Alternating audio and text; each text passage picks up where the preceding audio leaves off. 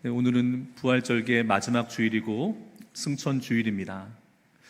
주님께서 제자들을 떠나 하늘로 올려져 가시는 일, 제자들에게뿐만 아니라 우리에게도 너무나도 복된 유익한 일이에요. 예수님께서 안 떠나시고 제자들과 계속 머무셨으면 어떻게 됐을까요? 물론 부활하신 주님께서는 그 부활의 신령한 몸을 입고 시간과 공간에 우리와는 다른 존재 방식으로 계시지만 승천하신 이후에 성령으로 우리 가운데 오셔서 내가 만민에게 나의 영을 부어주리니 하신 그 약속을 이루셨을 때 저와 여러분 모두와 존재하는 모든 것들 가운데 이렇게 성령으로 임하실 때 그것이 얼마나 놀라운 일입니까? 얼마나 복된 일입니까? 오늘 제자들은 그렇기 때문에 주님과 헤어지는 두 번째 이별이에요. 먼저 번 이별이 있었지 않습니까? 식탁을 나누고 발을 씻기우시는 그날 밤 기도하러 가셨다가 그 길로 로마 군인들의 손에 이끌려 가야바의 법정에 서시고 십자가 골고다의 길을 오르지 않으셨습니까? 죽은 지 사흘 만에 부활하시고 40일 동안을 제자들에게 보이시며 하나님 나라의 일을 가르치셨어요. 그리고 이제 또 이별하시는 겁니다. 그런데 이 두 번째 이별을 맞는 제자들의 태도가 이전과 사뭇 달랐습니다. 오늘 우리가 읽은 본문에 데오빌로여 내가 먼저 쓴 글에는 이렇게 사도행전을 기록한 누가는 말하고 있는데요. 내가 먼저 쓴 글, 누가복음이죠. 누가복음의 마지막 24장에 이렇게 기록되어 있습니다. 예수께서 그들을 데리고 베다니 앞까지 나가사 손을 들어 그들에게 축복하시더니 축복하실 때 그들을 떠나 하늘로 올려지시니 그들이 그에게 경배하고 큰 기쁨으로 예루살렘에 돌아가 늘 성전에서 하나님을 찬송하니라. 아멘. 이별은 슬픈 거잖아요. 계속 함께 있고 싶고 그 시간이 지속되길 원하는데 당장 못 보게 되는 일은 슬픈 일입니다. 그런데 제자들은 기쁨으로 성전에 나아가 늘 하나님을 찬송하였다. 그렇게 기록되어 있습니다. 두 번째 이별이 기쁨일 수 있었던 이유, 그것은 약속 때문입니다. 주님의 약속 때문이에요. 성경을 약속의 책이라고 합니다. 왜 그런가 하면 구약 성경에만 이 약속이 무려 8,000번 기록되어 있어요. 그렇게나 많았나? 그렇습니다. 성경을 읽다 보면 세 절을 읽으면 그 중에 한 번은 하나님의 약속의 말씀이에요. 이를테면 두려워하지 마라 내가 너와 함께함이니 놀라지 말라 내가 너의 하나님 됨이라 내가 너를 굳세게 하리라 참으로 너를 도우리라 참으로 나의 능한 오른손으로 의로운 손으로 너를 붙들리라. 약속이에요. 성경은 이렇게 약속의 책입니다.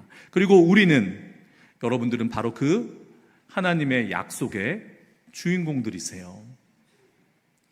여러분들 다 마음 안에 손 안에 삶 안에 하나님의 약속을 가지고 있습니다.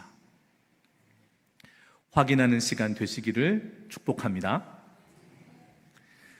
그런데 오늘 누가가 기록한 이 약속은 구약 성경에 무려 8,000번이나 약속하셨던 그 모든 약속들을 다 아우를 수 있는 하나로 담을 수 있는 약속이에요. 그래서 누가는 이 약속을 The Promise라고 꼭 기록하고 있습니다. 누가는 정확한 사람이에요. 예수님의 두 번의 말씀을 통하여 사도행전 2장의 베드로의 오순절 설교를 통하여 이 약속을 말할 때 A Promise라고 말하지 않고 기록하지 않고 The Promise라고 말하고 있습니다. 예수님께서 볼지어다 내가 내 아버지께서 약속하신 것을 너희에게 보내리니 그때 그 약속이에요. 너희는 위로부터 능력으로 입혀질 때까지 이 성에 머물라 하셨던 그 약속. 그것 없이 아무것도 시작할 수 없는 그 약속. 그래서 기다려야만 하는 그것. 하나님께서 당신의 사람들에게 세례로 베풀어 주실 그것. 그것은 성령입니다.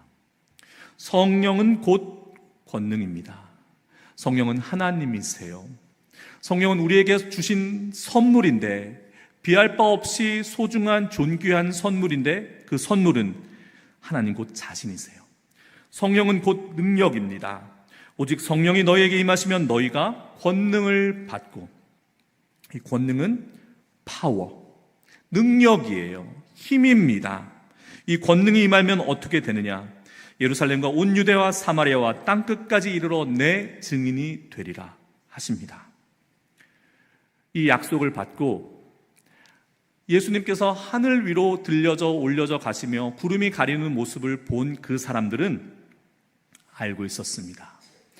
이 약속, 성령이 임하시면 어떤 능력이 자신들에게 임하게 되는지를 알고 있었어요. 이들은 구약 성경을 알고 있는 사람들입니다. 구약 성경에 하나님의 영이 임하실 때 일어나는 일들이 이렇게 기록되어 있어요. 삼손, 하나님의 영이 임하실 때 삼손은 홀 몸으로 블레셋 수백 명의 군사들을 물리쳤습니다. 우리 흔히 삼손하면 울퉁불퉁한 근육을 가진 머슬맨으로 알고 있어요. 그러나 사사기 16장에는 삼손은 우리아와 같이 평범한 사람이었더라 기록되어 있습니다. 삼손의 그 왜곡된 이미지를 지우시길 바랍니다. 똑같은 사람이 하나님의 영이 임하실 때, 그 특별한 권능이 임하실 때 그 능력을 발휘하게 된다, 이것입니다. 이사야 선지자는 이렇게 기록하고 있습니다. 그 작은 자가 1000명을 이루겠고 그 약한 자가 강국을 이룰 것이라, 주의 영이 임하시면. 또 에스겔 선지자는 어떻습니까? 그 마른 뼈들의 골짜기에서 주의 영이 임하셨더니 그들이 살아나고 살이 붙고 힘줄이 붙고 일어나서 강한 군대가 되었더라 기록되어 있습니다. 신약의 세례자 요한은 이렇게 말합니다. 나는 너희로 회개하기 위하여 물로 세례를 베풀거니와 내 뒤에 오시는 이는 나보다 능력이 많으시니 그는 나의 신을, 나는 그의 신을 들기도 감당하지 못하겠노라. 그는 성령과 불로 너희에게 세례를 베푸실 것이요. 기다리던 사람들 120명의 제자들은 그들이 받을 성령 세례의 가치를, 능력을 알고 있었습니다. 그래서 그들은 성령을 받기까지 기다리며 기도하였습니다. 고린도전서 4장 20절에 하나님의 나라는 말에 있지 아니하고 오직 능력에 있음이라 하셨습니다. 그러나 이 시대에 어떻습니까? 이 시대에 우리의 믿음이 어떻습니까? 경건의 모양은 있으나 경건의 능력은 부인되고 있습니다. 사도는 이 같은 자들에게서 내가 돌아서라 말하고 있습니다. 여러분, 성령은 하나님이신데 그 하나님은 능력으로 우리 가운데 임하십니다. 우리가 무엇으로 살아가나요? 우리가 무엇으로 신앙하나요? 우리가 무엇을 바라며 무엇에 소망을 거나요? 그 모든 일이 성령이 우리 안에 오심으로 인하여서, 주께서 약속하신 그 성령께서 우리 안에 오심으로 인하여서 비로소 시작됩니다. 비로소 이루어집니다. 여러분, 우리는 성령의 능력을 알고 있습니다. 주께서 그 능력을 펴실 때 악한 영이, 귀신이 쫓겨가고 모든 약한 것들이 나음과 고침을 받는다는 것을 우리는 알고 있습니다. 주의 이름은 곧 능력의 이름임을 잘 알고 있습니다. 그런데 그 능력의 이름 가운데 오늘 우리가 새길 것은 변화시키는 능력이에요. 하나님은 살아계십니다. 하나님의 말씀은 살아있어요. 여러분, 살아있다는 것은 무엇일까요? 우리는 살아있습니다. 우리는 생명입니다. 살아있다는 것은 무엇일까요? 살아있다는 것은 변화한다는 것입니다. 하나님이 변덕스럽지 않으세요. 하나님은 신실하십니다. 우리는 변덕스러워요. 그러나 이 성령께서 일으키시는 변화는 그런 변덕이 아닙니다. 오늘 주님께서는 오직 성령이 너에게 임하시면 너희가 권능을 받고 내 증인이 되리라 하셨습니다. 변화시키는 능력, 성령의 권능이 우리 가운데 임하실 때 우리가 증인이 된다 하셨습니다. 여기서 새겨볼 것이 있습니다. 하나님께서는 우리가 증인이 되어 당신을 증거하리라, 복음 전도자가 되리라, 땅끝까지 이르러 선교하리라는 말씀을 하지 않으시고 증인이 되리라 하셨습니다. 증언하여라가 아니라 증인이 되라 하셨습니다. 증인은 무엇입니까? 나입니다. 나의 존재, 나의 인격, 나의 존재 방식, 나의 언행과 나의 삶의 모든 것입니다. 여러분, 성령이 우리 가운데 임하실 때 그 성령은 어떤 능력을 행하시느냐? 안으로부터 밖으로 나를 변화시키십니다. 인사이드 아웃입니다. 그 성령이 우리 안에 계심을 믿습니다. 변화된다는 것, 여러분 변화를 갈망하시죠? 나의 삶이 변화되기를, 나의 삶의 상황과 정황들이 변화되기를, 나의 간절한 바람과 기도들이 응답되기를, 그래서 변화되기를. 귀한 바람이고 하나님께서 원하시는, 이루어주시는 기도입니다. 그러나 그 변화는 나로부터, 내 안으로부터 시작됩니다. 어떠한 변화를 원하십니까? 저 사람과 나의 관계가 변화되었으면 좋겠다. 내 삶에 있어서 나를 어렵게 하는, 나를 불안에 떨게 하는 이 문제로부터 내가 노인받았으면 좋겠다. 당연한 바람입니다. 그러나 성령이 권능으로 임하실 때 불러일으키시는 그 변화의 시작은 나입니다. 나로부터, 나의 내면으로부터 시작됩니다. 이것을 잘 알 수 있는 것이 갈라디아서 5장 22절 23절에 기록된 성령의 열매예요. 여러분, 우리는 열매를 원합니다. 나의 삶이 열매 맺기를 원해요. 그러나 그 열매는 어디에 달립니까? 나무에 달립니다. 뿌리로부터 길어올린 그 수액과 양분이 은혜의 빛을 받아 열매 맺게 되는 겁니다. 여러분, 우리는 그 열매를 나로부터, 내 안에 계신 성령으로부터 구하는 일에 인색해요. 무언가 변화가, 그 변화의 열매가 나의 밖에서 일어나기를 원합니다. 오늘 주님께서는 약속하신 것을 기다리라 하셨는데 기다림처럼 어려운 게 없어요. 약속이 바로 이루어졌으면 좋겠다. 그 변화가 바로 일어났으면 좋겠다. 눈에 보이는 만큼, 그 변화의 속도가 체감될 만큼 일어났으면 좋겠다. 우리는 기다림에 익숙하지가 않아요. 그래서 기다림에 익숙하지 않다 보니 그 성급한 마음에 나의 삶에 일어난 변화를, 그 축복을 드러나는 열매로, 나를 통해서, 나의 존재와 인격을 통해서 맺은 열매가 아닌 밖으로부터 구해서 얻은 열매로 내 삶을 채우기를 원합니다. 여러분, 우리는 포도나무이신 주님께 잇대어져 있는 가지예요. 주님으로부터 공급되지 않는 것으로 맺는 열매는 가짜입니다. 여러분, 이 시대는 진짜와 가짜의 시대인 것 같아요. 누가복음 12장 2절에 주님께서 바리새인들의 그들의 외식과 누룩을 경계하라 하시면서 하신 말씀이 감추인 것이 드러날 것이다. 숨긴 것이 알게 될 것이다 말씀하세요. 그 말씀이 어느 때보다 필요한 시대가 이 시대인 것 같습니다. 많은 감추어진 것들이 우리 안에 모순과 악함들이 드러나고 있어요. 이 시대가 가리면 가릴수록 더 드러나게 만드는 시대인 것 같습니다. 성령의 역사인 줄 믿습니다. 목회자들의 그 경건하지 못함이, 그 삶이 다 드러나고 있어요. 교회의 연약함과 우리의 믿음 없음이 다 드러나고 있습니다. 엘리트들은 다를 줄 알았어요. 그러나 그 엘리트들의 그 허약함이 우리 눈으로 목도되고 있습니다. 감추어진 것들이 드러나게 하시는 그 하나님의 역사가 이 시대를 관통하고 있음을 느껴요. 여러분, 뭘로 그 진실됨을 드러낼 수 있겠습니까? 한 가지밖에 없습니다. 내 안에 임하신 성령께서 나의 존재와 인격과 삶의 양식을 변화시켜서 나의 삶으로 드러나게 하는 열매만으로, 그 열매만이 진실될 것입니다. 시장에서 구입해서 시장에 보암직 먹음직한 열매들 얼마나 많이 있습니까? 그걸로 나를 장식하는 일을 멈춰야겠습니다. 그 사다가 나에게 붙여놓은 훈장과도 같은 열매로 나의 삶의 위안을 찾으려는 그 얄팍한 믿음으로부터 벗어나야겠습니다. 여러분, 우리 이렇게 하십시다.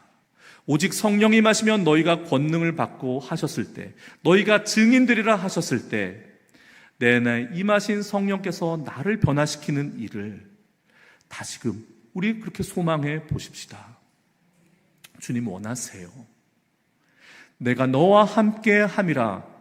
주님께서 함께 하실 때, 그 전능하신 하나님과 함께 하실 때 우리가 변화되지 않겠습니까? 그러나 주님은 기다리시는 거예요. 그 온유하신 젠틀하신 주님은 내 안에 이미 계시지만 나의 자아가 주님께 나를 굴복하고 나를 순종으로 내어드릴 때까지 기다리시는 겁니다. 우리는 능력을 구한다 했습니다. 여러분, 능력 중에 가장 귀한 능력은, 가장 큰 능력은 그 어떤 것으로도 변화시킬 수 없는, 바꿀 수 없는 바로 나를 바꾸시는 능력임을 믿습니다. 여러분, 우리 흔히 쉽게 말하지 않습니까? 사람 안 바뀌어? 사람은 고쳐 쓰는 거 아니야? 우리 너무나 쉽게 내뱉지 않습니까? 그런데 여러분, 우리 자신은 어떻습니까? 내가 바뀌기를 원하십니까? 이대로는 안 되겠다 탄식하시며 눈물로 기도하십니까? 변화를 원하십니까? 이거 왜 이래? 사람들 왜 이래? 세상 왜 이래? 교회가 왜 이래? 그 이전에 내가 왜 이래? 변화되고 싶으십니까? 구하십시오. 성령을 구하십시오. 성령의 능력을 구하십시오. 사람으로 할 수 없는 일, 나로서 할 수 없는 일을 오직 성령만이 하실 수 있습니다. 증인이 무엇으로 주님을 드러낼 수 있겠습니까? 나밖에 없습니다. 나의 삶밖에 없습니다. 우리는 사랑하고 싶고 사랑받고 싶어 해요. 기독교의 으뜸 진리는 사랑입니다. 그러나 우리는 한탄합니다. 왜 이렇게 사랑이 없어? 교회가 왜 이렇게 사랑에 가난해? 세상은 온통 값싼 거짓 사랑으로 넘쳐나는데 참 사랑, 진실된 사랑을 갈구하는 우리 마음은 채워지지 않습니다. 여러분, 이 사랑 또한 성령께서 행하셔야만 가능한 일입니다. 로마서 5장 5절에 우리에게 주신 성령으로 말미암아, 우리에게 주신 성령으로 말미암아 비롯되어 하나님의 사랑이 우리 마음에 부은 바 됨이니. 아멘. 사랑도 우리 마음으로 할 수 없는 일이에요. 성령의 부음으로 말미암아 하나님의 사랑으로 부은 바 되어야만 할 수 있는 일입니다. 증인으로 우리의 삶을 요약할 때 우리가 눈여겨보아야 할 일이 초대교회예요. 처음 교회입니다. 120명이 모여서 그들이 성령 받아 시작되었습니다. 그들이 불과 300~400년 만에 3,000명으로 늘어납니다. 성령의 역사예요. 놀라운 일입니다. 이러저러 원인을 따져볼 수가 없는 일이에요. 그런데 그 성령의 역사를 조금 다른 시각으로 분석하는 사람이 있습니다. 우리가 코로나 팬데믹으로 교회 문이 닫히고 그랬을 때 우리가 많이 읽은 책이 있는데 종교학자 로드니 스타크의 기독교의 발흥이라는 책이에요. 처음 교회가 어떻게 부흥되었는지를 우리가 익숙한 시각이 아닌 다른 시각에서 보고 있습니다. 무엇이라 기독교의 부흥의 원인을 이야기하느냐? 그들은 매력적이었다는 거예요. 크리스천들은, 기독교인들은 매력적이었다는 겁니다. 그들의 삶의 방식, 존재 방식이 너무나도 매력적이어서 구원받지 못한 세상은, 믿지 않는 이들은 도저히 그 매력에 저항할 수 없었다는 거예요. 여러분, 우리가 그러한 성령의 기름 부으심으로 말미암아 나의 변화된 삶이, 나의 인격이, 나의 존재 방식이 그렇게 매력적이 되기를 바라요. 원합니다. 다른 겁니다. 저들은 왜 다를까? 저렇게 어려울 때, 힘들 때 왜 기쁘고 감사할 수 있을까? 대체 무엇이 있길래, 그들이 무엇을 소유하였길래 저럴 수 있을까? 그랬습니다. 전염병이 돌았을 때 그 전염병에 걸린 사람들은 공동체로부터 다 격리당했어요. 내침을 받았습니다. 그때 기독교인들은 그들을 맞았어요. 그들을 먹이고 그들을 치유하였습니다. 다른 거예요. 내가 예수 믿었더니 기뻐할 수 없을 때 기쁠 수 있었어. 불안하고 두려움이 사라졌어. 내가 외롭고 힘들 때 내 안에 무언가 힘이 나를 붙드시는데 기쁨이 되더라. 감사가 되더라. 그게 우리입니다. 그게 성령의 능력이요, 우리 안에 역사하시는 성령의 행하심입니다. 그래서 1년에 단 3사람에게 그 영향력을 미쳤더니 해가 갈수록 300~400년이 되지 않아 120명이 3천만 명이 되었다는 것입니다. 왜 안 됩니까? 우리에게는 왜 안 됩니까? 1500만을 자랑하였습니다. 그것이 1000만으로 내려왔습니다. 한국의 기독교인이요. 지금은 우리 그 인원을 말하는 것을 쉬쉬합니다. 500만일까? 700만일까? 우리의 숫자 많음을, 우리의 예배당의 번듯함을 자랑하는 시절이 가고 있습니다. 너희들이 믿는 예수를 믿는 너희들이 우리에게 보여줄 수 있는 그 증인됨의 삶의 향기가 무엇이냐를 세상은 묻고 있습니다. 다르지 않더라? 똑같더라? 못하더라? 여러분, 우리 자신을 돌아봐야 될 때입니다. 우리의 삶을 돌아봐야 될 때입니다. 성령 없이 진행되는 사역, 이것은 참으로 위험한 일입니다. 교회들이 다시금 부흥을 주옵소서 그러면서 부흥의 프로그램들을 운영합니다. 저는 이 말을 매우 극도로 싫어해요. 프로그램을 돌린다. 여러분, 우리가 기계입니까? 그 돌아가는 프로그램 속에 우리를 내어 맡기면, 공동체를 내어 맡기면 부흥이 옵니까? 그 프로그램들을 찾아서, 그 잘 효과가 있는 프로그램들을 찾아서 교회가 전전긍긍해 해야겠습니까? 성령 없는 사역은 기도 없는 예배, 말씀 없는 일상과 마찬가지로 위험한 것입니다. 예배가 기도 없이 드려집니다. 통렬한 회개와 주님 앞에 무릎 꿇음 없이, 순복함 없이 예배를 드릴 수 있겠습니까? 말씀 없이 삶을, 세상 지혜를 쫓아 살아갈 수 있겠습니까? 안 된다는 거 우리 너무나 잘 알고 있지 않습니까? 우리됨도, 우리의 교회됨도 성령 없이 행하는 모든 것들은 다 거짓입니다. 위선입니다. 여러분, 우리 이때를 주님 승천하시며 다시 오실 그날을 기다리며, 너희는 예루살렘을 떠나지 말고 위로부터 능력이 입혀질 때까지 아버지께서 약속하신 것을 기다리라.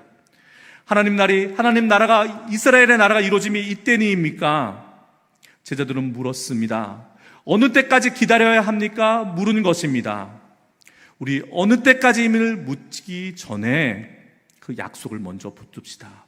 그 능력을 믿읍시다. 그리고 그 능력이 나로부터 변화를 일으키시기를 소망하십시다. 안 된다라는 그 패배의식으로부터 떨쳐 일어나십시오. 변화될 수 없다, 달라질 수 없다라는 그 말도 안 되는 그 거짓으로부터 벗어나십시오. 우리 주님 오심을 기다리실 때,